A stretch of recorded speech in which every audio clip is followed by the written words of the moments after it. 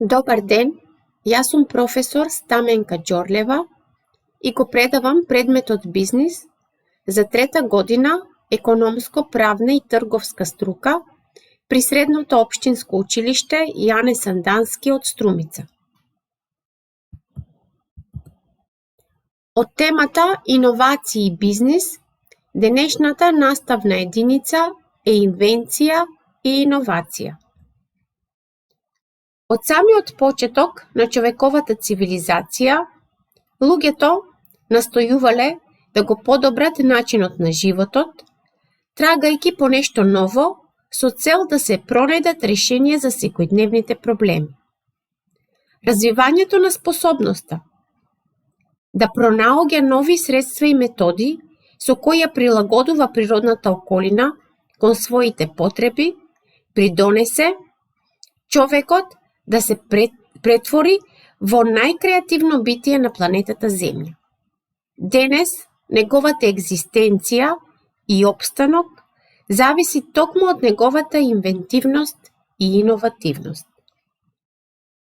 Пред да се дефинира инвенција, потребно е да се направи разлика помеѓу поимите откритие и пронајдок.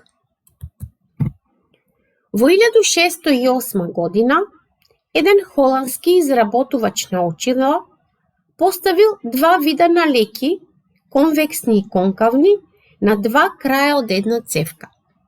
На тој начин го пронашол телескопот, кој што му овозможило на Галилео Галилеј да го открие планетарниот систем.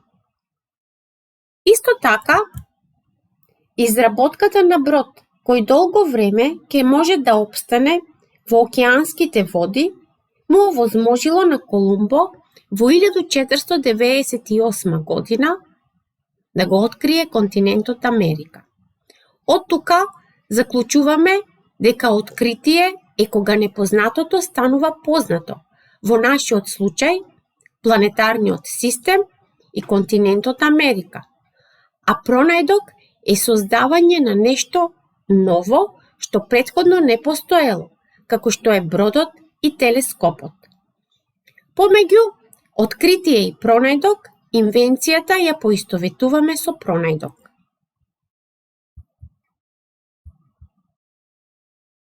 Постојат повеќе дефиниции за поимот инвенција. Имено, инвенцијата може да се каже дека е способност за откривање нови аспекти или односи помеѓу предметите и појавите. Инвенцијата е замисла за нов производ и процес. Инвенцијата исто така може да се поистоветува како појава на нова идеја. Инвенцијата не представува реален предмет, туку обстојува како мисловна активност. Од дефинициите може да се свати дека инвенцијата се поврзува со нешто ново, незнаено и неоткриено. Конкурентноста на предпријатијата е директно поврзана со инвенцијата. Имено од креативниот потенцијал на предпријатието зависи и бројот на идеи, односно инвенции. Имено, ако во предпријатието доаѓа до опаѓање на успешното работење, од креативниот потенцијал, односно од количината на инвенции, зависи дали тој ќе може да се врати во фазата на нов предприемачки потфат, односно да предизвика развој на самото предпријатие. Инвенцијата во предпријатието зависи од голем број на фактори.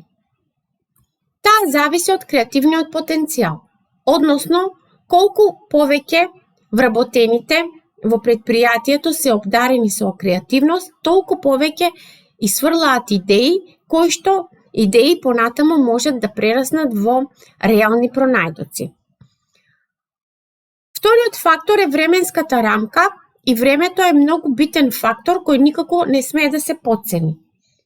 Колку е битен временскиот фактор ни покажува примерот за Александар Бел, кој што е пронаоѓач на телефонот и кој поднел барање за патентирање на својот изум на 14 февруари 1876 година, само неколку часа пред друг пронаугач Елиса Греј. Ако Бел почекал само еден ден, пронаугач на телефонот би била Елиша Греј. Исто така, значаен фактор е и големината и структурата на расположливите ресурси.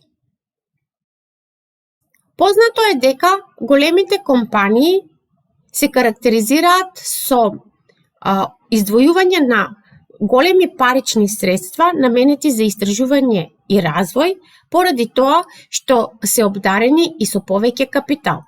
Но тоа не значи дека истражувањето е привилегија само на големите предпријатија, бидејќи постојат и многу мали предпријатија кои што се прославиле со своите пронајдоци. Ризикот е попратен дел на инвенцијата, бидејќи не секогаш добрата идеја завршува како добар пронајдок. Многу често во секојдневниот разговор поимите инвенција и иновација се поистоветуваат. Меѓутоа, важно е да се нагласи дека овие два концепта битно се разликуваат меѓу себе. Имено, инвенцијата е процес на создавање идеја, а иновацијата е процес со кој новата идеја се пренесува во пракса.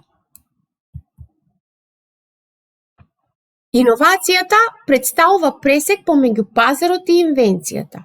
Имено, пазарот е место каде што можат да се согледат желбите, потребите и вкусовите на потрошувачите. Од тука се црпат идеите за нови пронајдоци, односно иновации. Иновациите се тие кои што треба да ги задоволат потребите на пазарот. Иновацијата се применува во многу подрачја на предпријатието. Иновација не е само нов производ.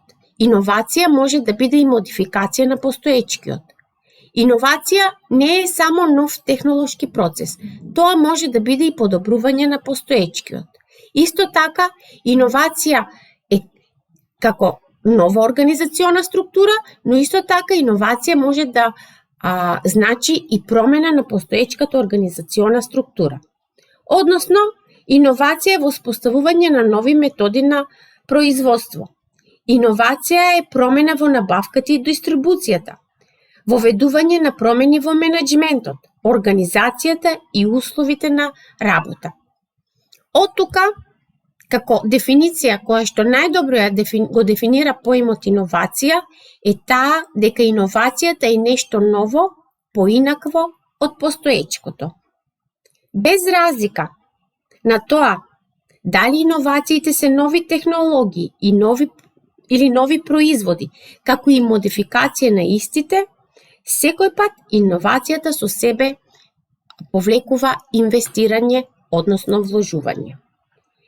Иновациите понекогаш дејствуваат како економски сили, кои доведуваат и до прекин на животниот циклус на постоечкиот производ и замена со нов, кој има подобри и поефикасни карактеристики. Постојат два вида на иновации. Иновации производ и иновации процес.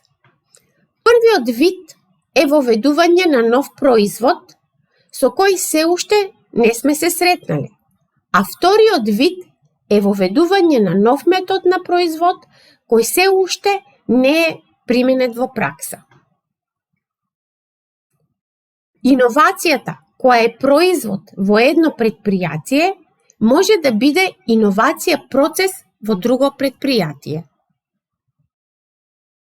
Иновациите ја потикнуваат борбата за повеќе квалитет на производот, усовршување на истиот, подобрување на неговата функционалност, карактеристики, дизајн, форма, димензии.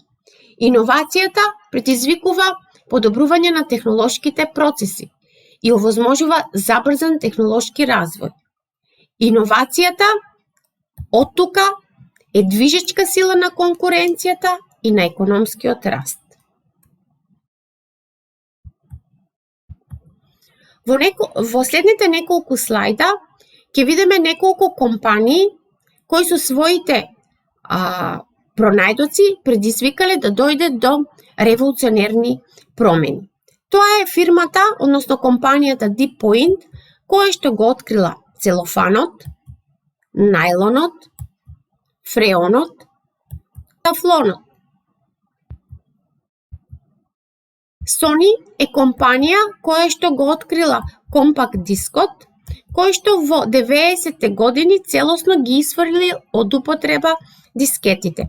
Исто така го пронајдол и PlayStation-от.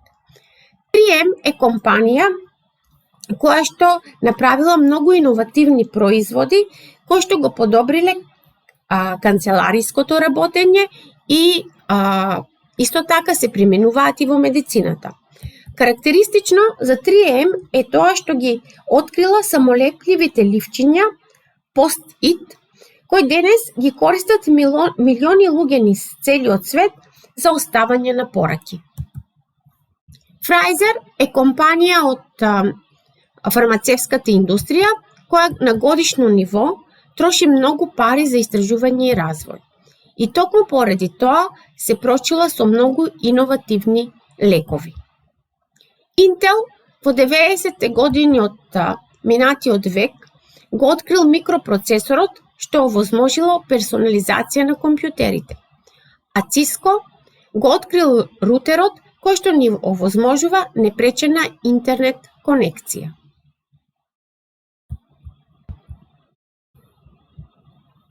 Во следниве неколку слајда следат квиз прашања на кои што учениците самостојно треба да одговорат со да или не.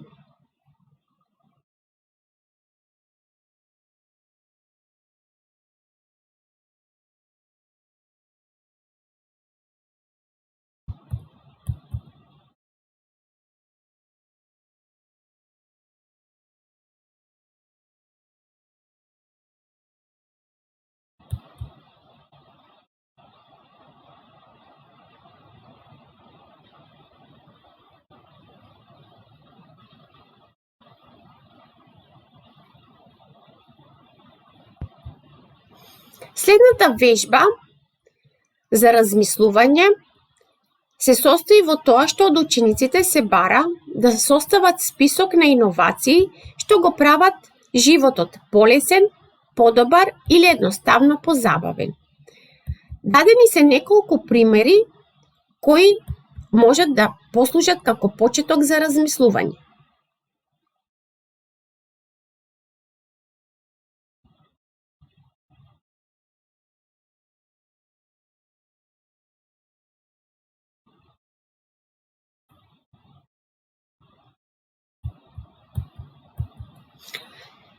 Следната вежба е студија на случај за BMW, која што треба да послужи учениците понатаму да ја изработат самостојно својата домашна задача, која што се состои од пронаоѓање на податоци и да напишат текст за компанија со долготраен истражувачки процес и при тоа да ги наведат најуспешните пронајдоци на истата компанија.